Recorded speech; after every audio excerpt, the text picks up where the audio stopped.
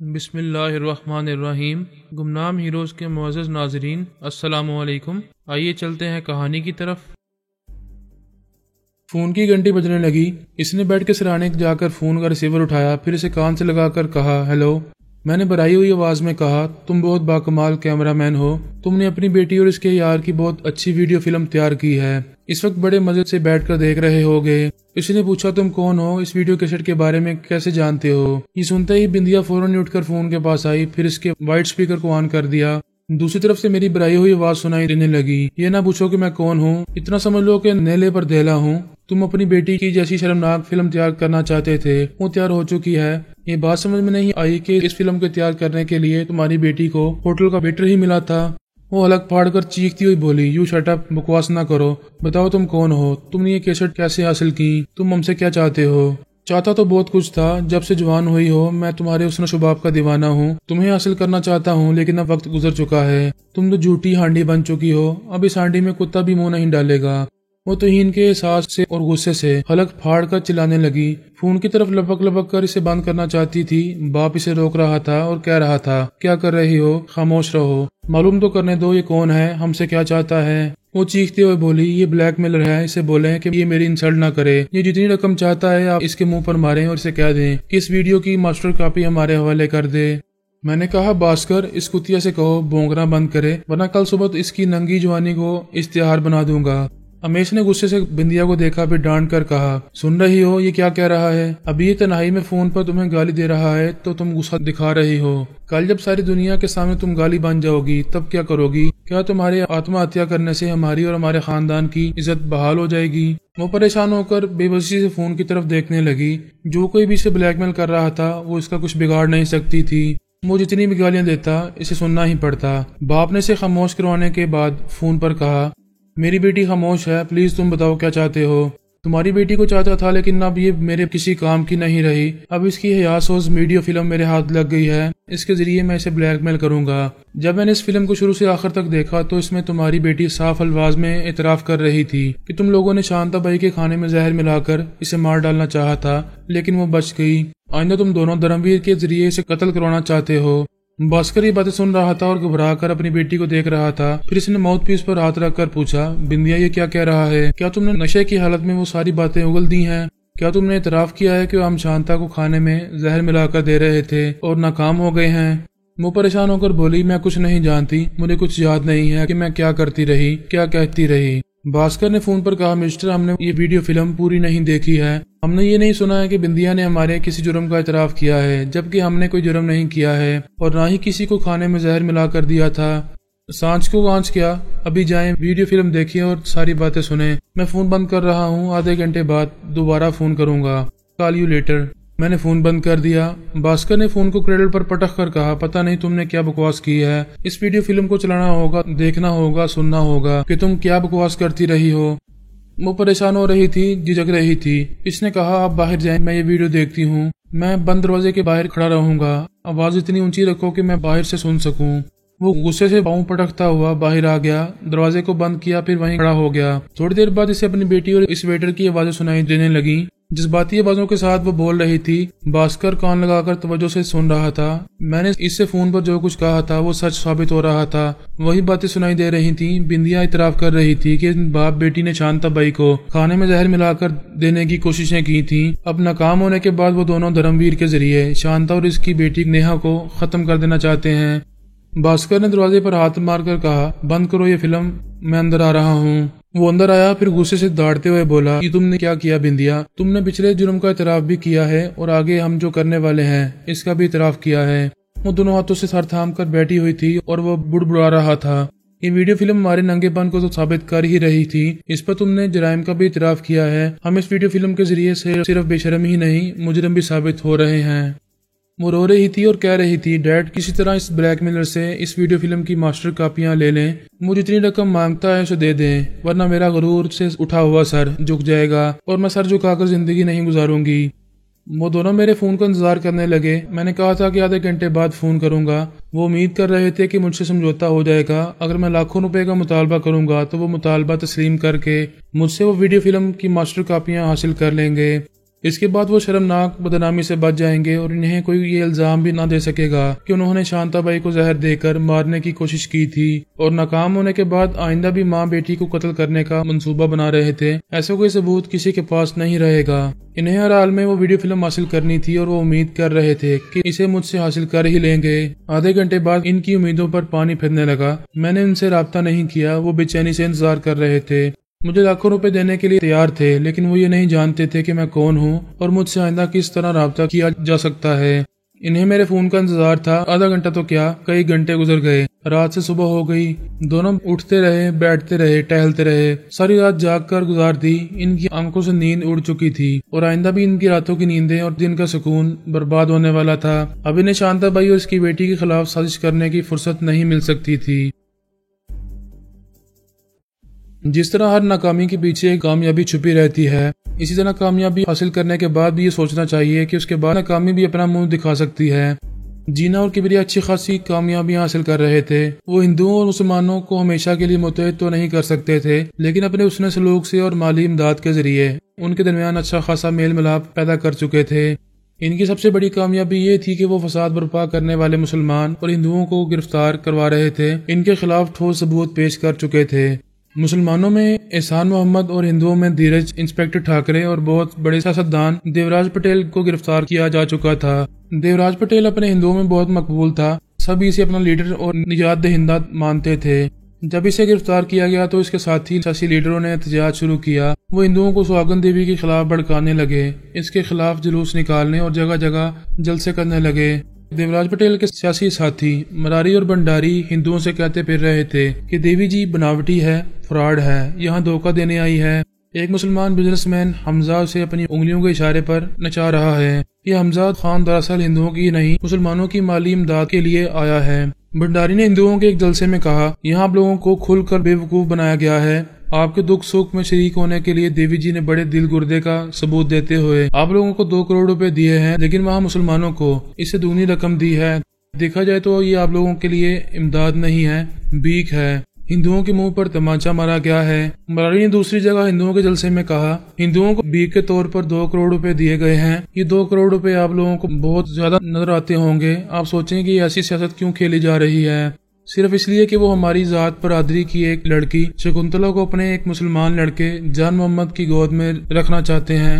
آپ کی عزت اور غیرت سے کھیلنا چاہتے ہیں۔ آپ کی غیرت کو کچلنے کے لیے، آپ کا منہ بند کرنے کے لیے انہوں نے 2 کروڑ روپے دیے ہیں۔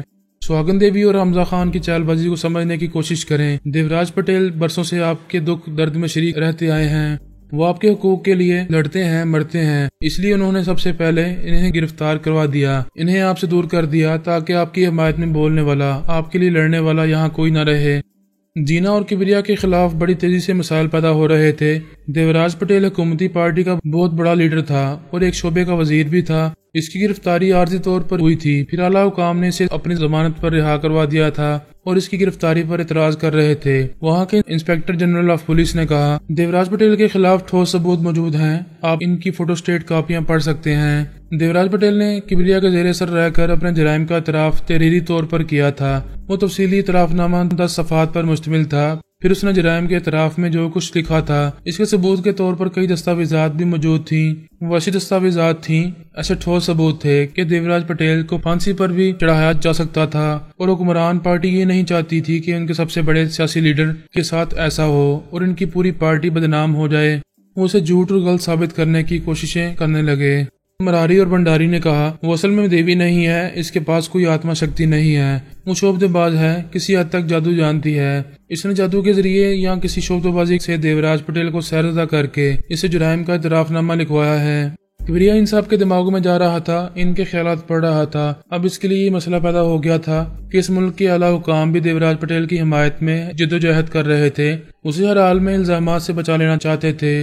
جینا نے کہا، کبریا اسے ان الزامات سے بچنا نہیں چاہیے، ورنہ وہ رہا ہونے کے بعد پھر ہندو مسلم فساد برپا کرا دے گا اور ہمارے خلاف ایسی تحریک چلائے گا کہ ہمارا یہاں رہنا مشکل ہو جائے گا۔ کبریا نے کہا، میں سمجھ رہا ہوں کہ آئندہ کیا ہو سکتا ہے، لیکن مشکل یہ ہے کہ میں تنہا کتنے لوگوں کے دماغوں میں جاؤں۔ میرے اپنے ٹیلی پیتھی جانے والے دوسرے اہم معاملات میں مصروف ہیں، وہ آ جائیں گے تب بھی پوری ہندو جنتا کے دماغوں میں نہیں جا سکیں گے، کیونکہ یہ لوگ جگہ جگہ جلسے کر کے سبھی کو ہمارے خلاف بھڑکا رہے ہیں۔ کبریا فکر مند ہو گیا تھا کہ اسے ان حالات میں کیا کرنا چاہیے۔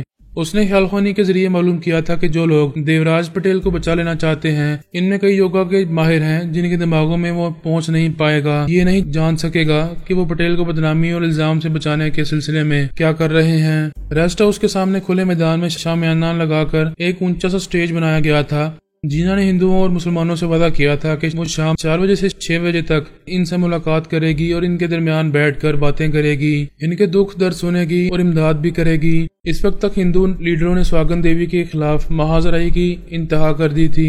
ہندوؤں اور کچھ مسلمانوں کو اس قدر بھڑکا دیا گیا تھا کہ وہ عقیدت مند بن کر دیوی سے ملنے نہیں آ رہے تھے۔ ان کے دلوں میں بڑی حد تک نفرتیں اور شکایتیں پیدا ہو گئی تھیں اور وہ اپنے دل کے پھپھولے پھوڑنے کے لیے وہاں آئے تھے۔ دینا اور کبریا اس اونچے سے سٹیج پر بیٹھے ہوئے تھے۔ ان کے سامنے ہندو اور مسلمان ہزاروں کی تعداد میں ایک دوسرے کے ساتھ بیٹھے ہوئے تھے۔ جو عقیدت مند تھے وہ ہاتھ جوڑ کر سر جھکا کر باتیں کر رہے تھے اور دیوی جی کی جے کہہ رہے تھے، اس کے گن گا رہے تھے، اور وہ جو امداد کر رہی تھی اس کا احسان مان رہے تھے۔ ایک ہندو نے اپنی جگہ سے اٹھ کر ہاتھ جوڑ کر کہا، دیوی جی آپ فرماتی ہیں کہ ہندو مسلمان ایک ہیں، ایک جیسا شریر، ایک جیسا دل اور دماغ رکھتے ہیں، پھر آپ نے ہندو اور مسلمانوں کی الگ الگ امداد کیوں کی ہے؟ ہندوؤں کو صرف 2 کروڑ روپے دیے ہیں اور مسلمانوں کو دگنی سے بھی زیادہ رقم دی گئی ہے۔ جینا نے کہا، آپ ذرا سمجھنے کی کوشش کریں، پچھلے ہنگاموں میں ہندو صرف درجنوں کی تعداد میں مارے گئے ہیں یا انہوں نے نقصانات اٹھائے ہیں، ان کے مقابلے میں مسلمان ہزاروں کی تعداد میں مارے گئے ہیں، ان کے گھر جلائے گئے ہیں، ان کے کاروباروں کو تباہ کیا گیا ہے، انہوں نے بہت زیادہ نقصانات اٹھائے ہیں، لہذا اس حساب سے انہیں دگنی رقم دی جا رہی ہے۔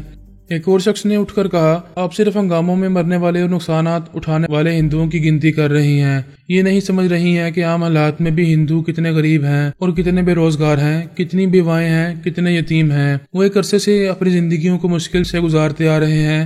آپ اس طرح گنتی کریں گی تو دکھ مصیبت اٹھانے والے ہندوؤں کی تعداد زیادہ نظر آئے گی۔ میں یہاں ہنگاموں سے متاثر ہونے والے ہندو اور مسلمانوں کی مدد کرنے آئی ہوں۔ جہاں تک غربت اور بے روزگاری کا تعلق ہے تو وہ ہمارے ہندوستان میں یہ مسائل آزادی کے دن سے چلے آ رہے ہیں۔ آج تک کسی حکمران نے اپنی جنتا کی غربت دور کرنے کی کوشش نہیں کی۔ وہ سب ووٹ لینے کے لیے غریبی مٹانے کا دعویٰ کرتے ہیں، لیکن حکمران بننے کے بعد غریبوں کو مٹانے کی کوشش کرنے لگتے ہیں۔ کبریا نے کہا، یہ حکومت کا فرض ہے اور یہاں کی علاقائی تنظیموں کا فرض ہے کہ وہ یہاں کے غریب ہندوؤں اور مسلمانوں کی بہتری کے لیے ایک مثبت پروگرام بنائیں۔ ہم تھوڑی بہت مالی امداد تو کر سکتے ہیں مگر کسی کو روزگار نہیں دلا سکتے، یہ حکومت کا کام ہے۔ ہم کسی کو کاروبار سے نہیں لگا سکتے، یہ یہاں کی تنظیموں کا کام ہے کہ وہ آپس میں چندہ کر کے کسی کو روزگار سے لگائیں، کسی کی صلاحیتوں کو ابھارنے کے لیے اسے آگے بڑھائیں۔ ایک ہندو پہلوان نے مجمع سے اٹھ کر کبریا سے کہا، تم نہ بولو، ہم اپنی دیوی جی سے باتیں کر رہے ہیں، تم خاموش رہو۔ اس پر مسلمانوں نے اٹھ کر کہا، تم حمزہ خان صاحب سے اس طرح پیش نہیں آ سکتے، تم ان سے تمیز سے بات کرو۔ ہندوؤں نے اٹھ کر کہا، کیا تم مسلمان ہمیں تمیز سکھانے آئے ہو؟ کیا ہم سے پھر جھگڑا کرنے اور مرنے آئے ہو؟ جینا نے مائک کے سامنے دونوں ہاتھ جوڑ کر کہا، میں آپ سب سے بنتی کرتی ہوں، خاموش ہو جائیں، ایک دوسرے سے نہ بولیں، جسے بولنا ہو وہ مجھ سے بولے۔ ایک ہندو نے کہا، ٹھیک ہے، ہم آپ ہی سے کہتے ہیں کہ ہم حمزہ خان کی باتیں نہیں سنیں گے، یہ مسلمان ہے اور ان کی حمایت میں بول رہا ہے۔ جینا نے کہا، بیٹھ جاؤ، بھگوان کے لیے بیٹھ جاؤ، میری بات سنو، یہ نہ کہو کہ حمزہ خان صرف مسلمان ہے، نہیں، میں یا حمزہ خان پہلے انسان ہے، یہ میں پہلے بھی کہہ چکی ہوں۔ آپ سب میرے اور حمزہ خان کے اتحاد کو سمجھیں، یہ سبق حاصل کریں کہ آپس میں محبت ہو، اتحاد ہو تو کس قدر فائدہ پہنچتا ہے۔ حمزہ خان کی دولت اور میری محبت آپ کو فائدے پہنچا رہی ہے۔ کبریا ایک طرف بیٹھا ہوا تھا، وہ سمجھ رہا تھا کہ بہت سے ہندو، ان میں کچھ مسلمان بھی یہاں پھر سے اختلافات پیدا کرنے اور ہنگامے برپا کرنے آئے ہیں۔ صبح سے اب تک مراری اور بنڈاری جیسے سیاسی لیڈروں نے انہیں اچھی طرح بھڑکایا ہے۔ وہاں مخالفت میں بولنے والے اتنے لوگ تھے کہ کبریا ان سب کے دماغوں میں پہنچ کر انہیں اپنی طرف مائل نہیں کر سکتا تھا۔ جینا نے کہا، کل میں ہندوؤں کے جلسے میں بھی تھی اور میں نے مسلمانوں کو بھی مخاطب کیا تھا، تب لوگ ہزاروں لاکھوں کی تعداد میں تھے، تب کسی نے میری مخالفت نہیں کی، سب میری مانتے رہے تھے۔ آج بھی میں سچی اور جائز باتیں کہہ رہی ہوں، لیکن دیکھ رہی ہوں کہ آپ میں سے کچھ لوگ خواہ مخواہ اختلافات پیدا کر رہے ہیں۔ میں مخالفت کرنے والوں سے کہتی ہوں کہ صاف صاف کہہ دیں وہ کیا چاہتے ہیں۔ ایک نے اپنی جگہ سے اٹھ کر کہا، ہمارے 2 مطالبات ہیں، ایک تو یہ کہ ہماری امداد کی جائے، ہمیں بھیک نہ دی جائے۔ اگر مسلمانوں کو 5 کروڑ دیے جاتے ہیں تو ہمیں 10 کروڑ ملنے چاہیے، کیونکہ مسلمانوں کے مقابلے میں ہم ہندوؤں کی تعداد زیادہ ہے۔ مسلمانوں کے مقابلے میں ہمارے ہندو زیادہ بے روزگار، غریب اور محتاج ہیں۔ एक और हिंदू ने उठकर कहा, हमारा दूसरा मुतालबा ये है कि सिर्फ रकम देने से हमारा ज़मीर और हमारी आत्मा मुतमिन नहीं होगी। हमारी गैरत का तकाजा है कि हमारी हिंदू धर्म की बेटी, हमारी जात बरादरी से ताल्लुक रखने वाली शकुंतला को वापस लाया जाए। एक मुसलमान इसे भगा कर ले गया है। सब भी जानते हैं इसका नाम जान मोहम्मद है और वो यहाँ की एक मिल का मालिक है। अगर शकुंतला वापस न मिली तो हम इस मिल को तबाह कर देंगे, इसे आग लगा देंगे। जीना ने कहा, आप अपने मुल्की कवानीन के खिलाफ बातें कर रहे हैं। यहाँ हिंदू मुसलमानों, सिखों, ईसाइयों को मिलजुल कर रहने, एक दूसरे से शादियां करने, एक दूसरे के गाराबात करने की इजाजत है। ऐसा हिंदुस्तान के हर सूबे और हर शहर में हो रहा है। मैं मिसालें दे चुकी हूँ और आप भी जानते हैं कि कितने ही हिंदुओं ने मुसलमान औरतों से शादियां की हैं। फिर जब कोई मुसलमान किसी हिंदू औरत से शादी करता है तो आप इतराज क्यों करते हैं? एक शख्स ने उठकर कहा, मैं रिश्ते में शकुंतला का मामू लगता हूँ। हम राजपूत हैं, अपनी जात बरादरी से बाहर अपनी लड़की किसी को नहीं देते। अगर हमें शकुंतला वापस ना मिली तो ये हमारी गैरत को ललकारने वाली बात होगी। अब इस अंदाज में चैलेंज किया जा रहा था कि जीना और किबरिया दोनों ही परेशान हो गए थे। वो अपनी जात बरादरी और अपनी गैरत की बातें उठाकर तमाम हिंदुओं की हिमायत हासिल कर रहे थे। कितने ही हिंदू नारे लगाने के अंदाज में मुतालबे कर रहे थे कि शकुंतला को वापस लाया जाए। जान मोहम्मद को इसी सूरत में माफ किया जाएगा और इसे यहाँ अपना कारोबार करने दिया जाएगा जब इनकी हिंदू लड़की इन्हें वापस मिल जाएगी। पिछले जो जलसा हुआ था उसमें ये मालूम हो चुका था कि शकुंतला मुंबई में सुहागन देवी के पास है और जान मोहम्मद भी वहां पहुंचा हुआ है। यहाँ के पुलिस अफसर ने फोन के जरिए जान मोहम्मद से बातें की थी। ये तमाम बातें हिंदुओं और मुसलमानों को मालूम थी कि शकुंतला और जान मोहम्मद यहाँ से फरार होने के बाद सुहागन देवी के बंगले में पनाह ले चुके हैं। अब हिंदू ये कह रहे थे कि सुहागन देवी ने जानबूझकर एक हिंदू लड़की को मुसलमान की आगोश में पहुंचाया है। ये सरासर बेशर्मी है। इन्हें फौरन इस बंगले से निकाला जाए, यहाँ अलग रखा जाए और शकुंतला को जल्द से जल्द यहाँ लाया जाए। ये सब कुछ सुहागन देवी के हाथ में है। वो चाहे तो आज ही ऐसा कर सकती है। ऐसे मुतालबात ने मामले को मजीद पेचीदा बना दिया था। शकुंतला और जान मोहम्मद दिल की गहराइयों से एक दूसरे को चाहते थे। वो किसी हाल में अलग नहीं हो सकते थे। अपनी जान तो दे सकते थे। उन्हें एक दूसरे से अलग करने और दूर करने का मतलब यही होता कि उन्हें जानबूझकर जीते जी मरते रहने पर मजबूर किया जाए।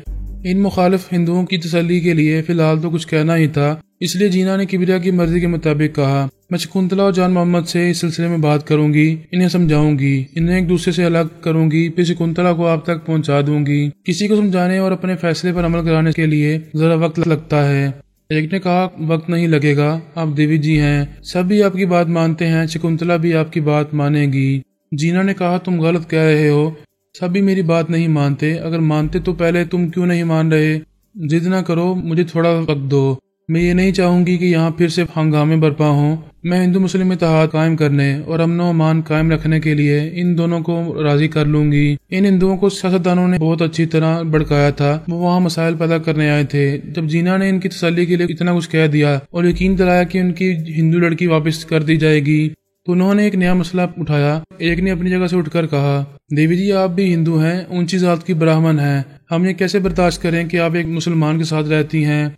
जीना ने परेशान होकर किबरिया की तरफ देखा, फिर उसकी मर्जी के मुताबिक कहा, मैं आप लोगों से पहले भी कह चुकी हूँ कि हम हिंदू या मुसलमान बाद में हैं, पहले इंसान हैं। ये लाखों करोड़ों रुपए आप लोगों की इमदाद के लिए देते हैं, इसलिए मैं इनसे ताल्लुक रखती हूँ, इनके साथ जगह जगह जाती आती रहती हूँ। एक और हिंदू ने उठकर कहा, मुंबई के कितने ही दौलतमंद सेठ भी लाखों करोड़ों रुपए देकर मदद करते हैं, मगर वो तो आपके साथ नहीं घूमते फिरते, फिर ये मुसलमान आपके साथ क्यों रहता है? जीना ने नागवारी से पूछा कि आप लोग मेरे किरदार पर शक कर रहे हैं।